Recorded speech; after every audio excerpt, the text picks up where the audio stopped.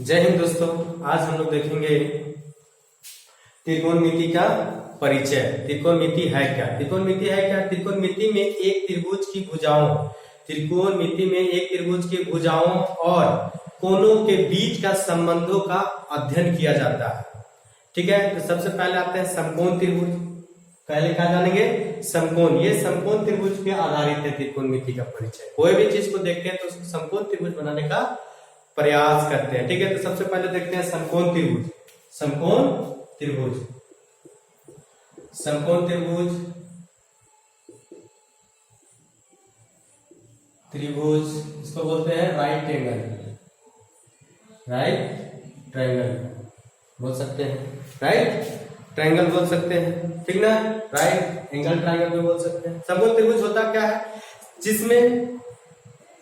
त्रिभुज जिसमें एक कोण 90 डिग्री का होता है उसे क्या कहते हैं? समकोण त्रिभुज। ठीक है, तो एक समकोण त्रिभुज में एक समकोण तथा दो न्यून कोण होते हैं। समकोण त्रिभुज किसे कहते हैं? जिसमें एक कोण 90 डिग्री का हो उसे क्या कहते हैं? समकोण त्रिभुज कहते हैं। इसमें दो न्यून कोण होते हैं। न्यून कोण किसे कहते हैं? जो 90 डिग्री से कम होता है उसे क्या कहते हैं? न्यून कोण कहते हैं। ठीक है, यही त्रिभुज के बारे में हम लोग अध्ययन करते हैं। इसका भुजाओं और कोणों के संबंध के बारे में अध्ययन करते हैं। उसे क्या कहते हैं? त्रिकोणमिति। क्या कहते हैं? त्रिकोणमिति में। तो आइए अब आधार जानते हैं त्रिकोणमिति है क्या। तो इसमें बात करते हैं, मान लेते हैं त्रिभुज ले लेते हैं ए बी सी। ठीक है, ए बी सी। तो हम लोग इसमें देखेंगे कोण ए है ये, और कोण ए की सामने वाले सम्मुख भुजा क्या कहते हैं? इसको क्या बोलते हैं? कोण ए की सम्मुख भुजा। कोण ए की सम्मुख भुजा। ठीक है, इसको क्या बोलते हैं? कोण ए की संलग्न भुजा। कोण ए की संलग्न भुजा। ठीक है, समकोण त्रिभुज बने 90 डिग्री के ठीक सामने वाले भुजा क्या बोलते हैं? कर्ण बोलते हैं। ठीक, कोण ए के सम्मुख भुजा क्या बोलते हैं? लंब बोलते हैं। और कोण ए की संलग्न भुजा क्या बोलते हैं? आधार बोलते हैं। क्या बोलते हैं? आधार। ठीक है, तो इस सब के बारे में एक करके जानते हैं। सबसे पहले जानते हैं कर्ण। कर्ण किसको बोलते हैं? त्रिभुज का सबसे बड़ी भुजा क्या बोलते हैं? कर्ण। कर्ण को एच से दर्शाया जाता है। ठीक है, उसके बाद आते हैं लंब। त्रिभुज माने कोण ए का सम्मुख भुजा लंब कहलाएगा। अगर इसको कोण ए मानेंगे तो ये सम्मुख भुजा हो जाएगा इसका, तो ये लंब हो जाएगा। अगर कोण इसको मानेंगे तो ये लंब होगा। लंब माने पी। ठीक है, और आधार माने बी।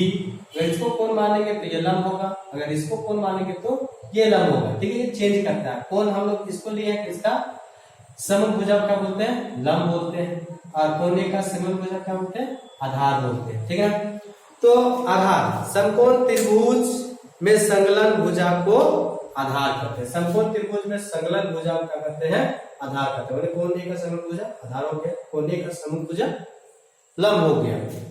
ठीक है, अब आगे देखते हैं त्रिभुज का। तो अब इसमें इस समकोण त्रिभुज में एक चीज आता है, पाइथागोरस परिमेय। क्या? पाइथागोरस परिमेय। पाइथागोरस परिमेय क्या है? पाइथागोरस परिमेय एक समकोण त्रिभुज की भुजाओं के बीच का संबंध ज्ञात करने के लिए दर्शाता है। ठीक ना। क्या जो ये भुजा होते हैं, भुजाओं के बीच का संबंध ज्ञात करने के लिए हम इसका प्रयोग करते हैं पाइथागोरस परिमेय। जैसे पाइथागोरस परिमेय क्या होता है? कर्ण स्क्वायर बराबर आधार का स्क्वायर प्लस लंब का स्क्वायर। ठीक है, कर्ण को हम लोग किससे डिनोट करते हैं? एच माने हाइपोटेन्यूज, एच का स्क्वायर आधार बी का स्क्वायर प्लस पी लंब माने पी का स्क्वायर। ये सब एक दूसरे का भुजाओं का रिलेशन बताने के लिए बताते हैं। ठीक है ना, इसका भुजाओं के बीच का संबंध ज्ञात करने के लिए इस पाइथागोरस परिमेय का यूज करते हैं। इस सब का काम हम लोग पाएगा बनाने के लिए त्रिकोणमिति में। अब हम लोग आते हैं त्रिकोणमिति की परिचय। त्रिकोणमिति की परिचय तो हो गया। अब हम लोग आते हैं त्रिकोणमिति का अनुपात। अब हम लोग क्या देखते हैं, त्रिकोणमिति का अनुपात हम लोग देखेंगे। अब त्रिकोणमिति का अनुपात ये सब देख लिए।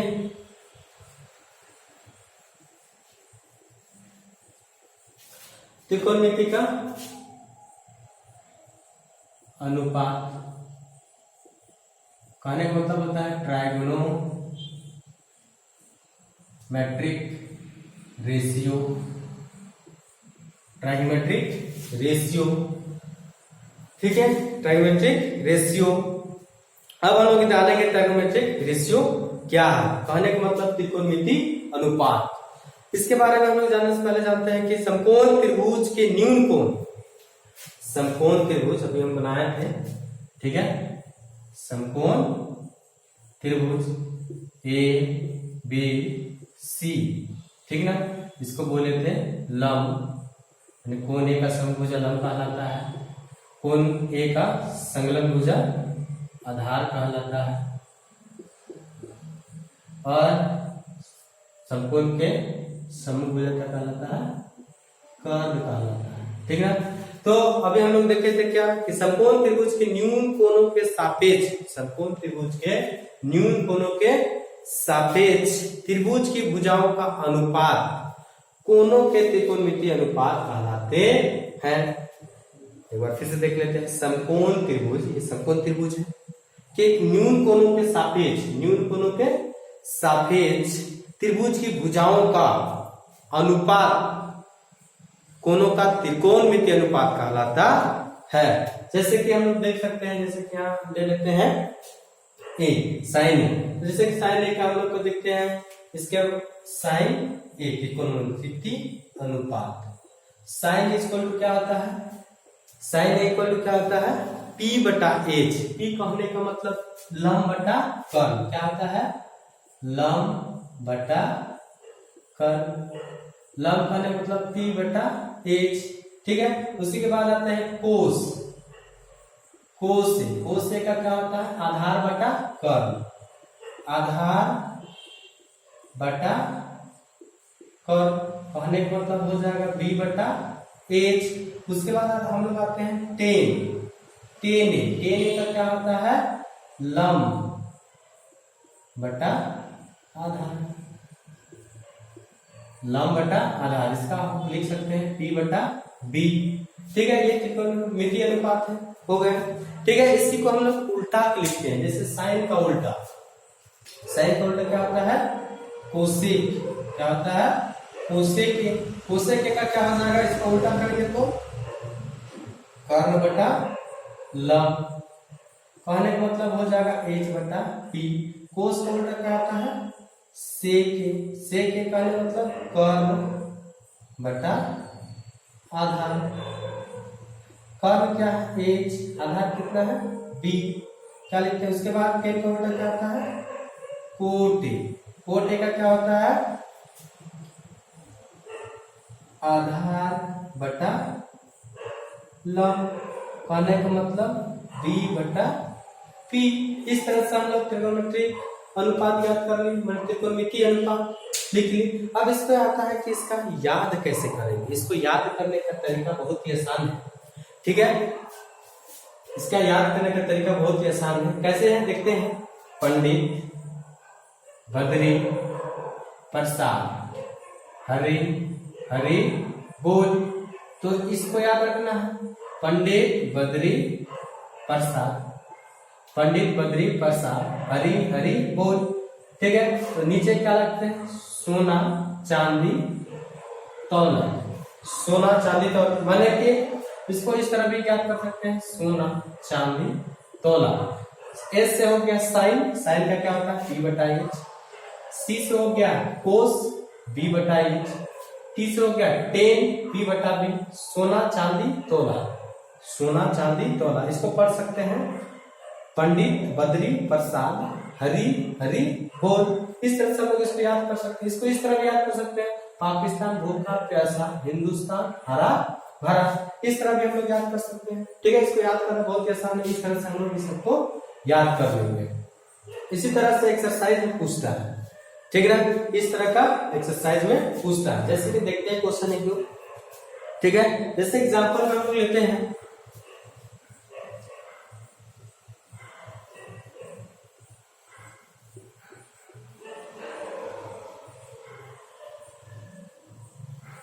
एग्जाम्पल में क्यों बनाते हैं, जैसे कि हम लोग को दे देता है साइन इक्वल टू 5/8।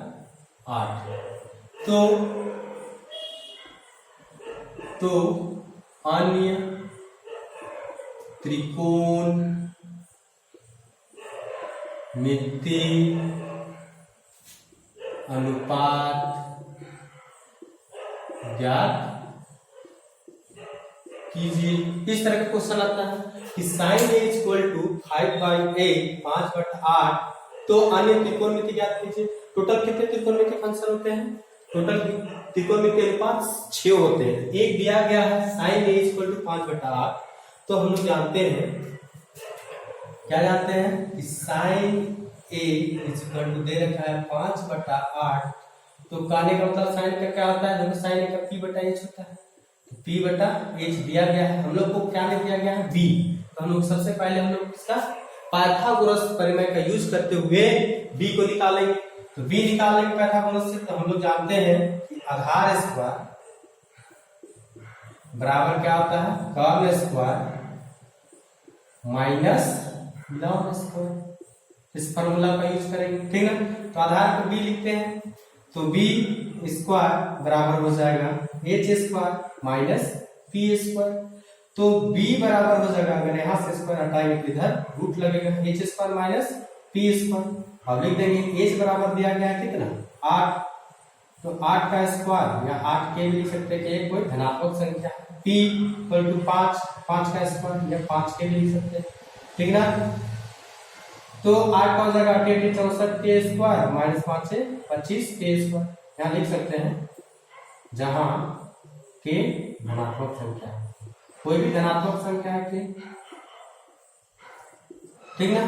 तो यहाँ होगा 8 64, दोनों क्या करेंगे, घटा देंगे। दोनों घटाएंगे तो कितना आएगा, 14 5 9, यहाँ बच्चा कितना 5, 5 में 2 3, 39 किसी का नहीं होता, तो आ गया कितना b बराबर 39 होता।